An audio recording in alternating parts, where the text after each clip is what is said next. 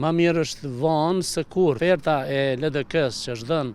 së fundmi, unë mendoj që është një ofertë serioze, mund të ishte vjosa.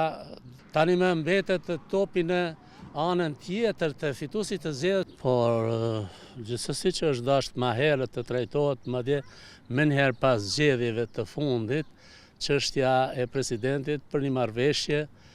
ose një kompromis mes partive politike të opozitës dhe pozitës. Një gjë të cilën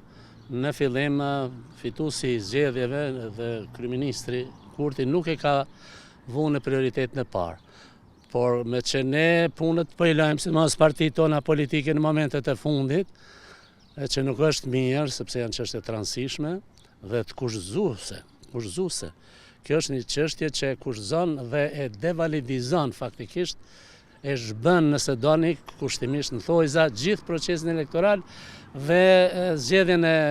qeverisë dhe të konstituimin e kuvendit. Pra është dashur më herët, me që kemi ardhur në situatë kur kemi thjesht këtë gjendje çfarë kemi, ma mirë është vonë se kur, thot populli me të drejtë, dhe ne po mendojmë që deri në momentet e fundit duhet shfrytzuar mundësi dhe mundësia, oferta e LDK-s që është dhënë së fundmi, unë mendoj që është një ofertë serioze dhe do duhej, me që edhe ashtu është ofruar mundësia nga fituesi i zgjedhjeve këtyre dy partive opozitare që t'i sjellin nga 3 kandidat, atëherë do duhej të diskutojë dhe të përfundojë shumë shpejt me një marrëveshje ku do të kishte një kandidat nga Lidhja Demokratike e Kosovës, i cili, apo dhe më shumë, të cilët do të përkraheshin fillimisht me dhënien e nënshkrimeve, pastaj me që nuk i ka të gjitha nënshkrimet, e me që fituesi i zgjedhjeve ka mundësi ende nënshkrime të pashfrytzuara që t'ja jap, atëherë do duhej marrë seriozisht dhe gjetur si të pranuar ofertën e LDK-s nga ana e fituesit të zgjedhjeve. Ish presidentja nuk është tani më në politikë dhe ajo është kandidat, mendoj unë, i duhur që mund të ofrohej. Por megjithatë, kryetari i LDK-s nuk e ka lënë si vetëm në mundësi, ai me fjalë tjera heshtazi ka pranuar që të ketë 3 kandidat ose 2, por njëri prej tyre mund të ishte vjosa, gjithsesi ish presidentja që në fakt mendoj unë që asgjë nuk është jashtë kërkesave të fituesit të zgjedhjeve që këta kandidat mos jenë partijak. Ajo marrëveshje në fakt ka prodhuar efekt nga ana e fituesit të zgjedhjeve, sepse jo është ofruar para do ditësh një ofertë që ka qenë edhe gjeneroze edhe do të thosha unë korrekte, bile edhe grandioze, t'i jepsh dikujt që ka fituar 13% ose 12%, t'ia jepsh 40% parafarsisht vende më të rëndësishme të qeverisë, nuk është pak, është ofertë serioze dhe grandioze. Prandaj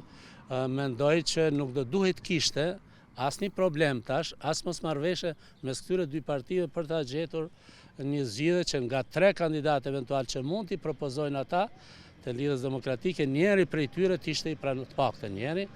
LDK-ja ka garantuar praninë e 15 votave dhe sigurinë e atyre votave për të cilat fituesi i zgjedhjeve, këtë rast kryeministri i ynë, thoshte se nuk janë të sigurt. Tani më mbetet topi në anën tjetër të fituesit të zgjedhjeve se ai ka 66 vota, në mënyrë që t'jenë edhe 15 dhe t'i kemi pastaj numrin e nevojshëm të deputetëve që duhet jenë të pranishëm në rundin e parë dhe rundin e dytë të seancës së zgjedhjes së presidentit. Jo, janë ende 2 mundësi dhe nuk duhet humbur rastin, prandaj po them edhe një herë që fituesi i zgjedhjeve në këtë rast koalicioni i vetëvendosës dhe Lidhja Demokratike kanë një rast unik për të dëshmuar edhe liderizëm në leadership, edhe për të dëshmuar institucionalizëm, kanë perceptime dhe vlerësime të gabuar ata, sidomos disa eksponentë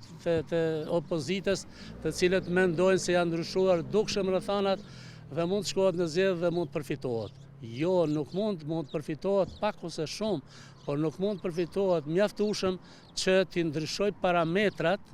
përsëri faktor kryesor dhe fitues kryesor sipas asaj që ka shpreh votuesi gjatë këtyre cikleve të fundit, sidomos 2-3 cikleve të fundit, 3 në fakt,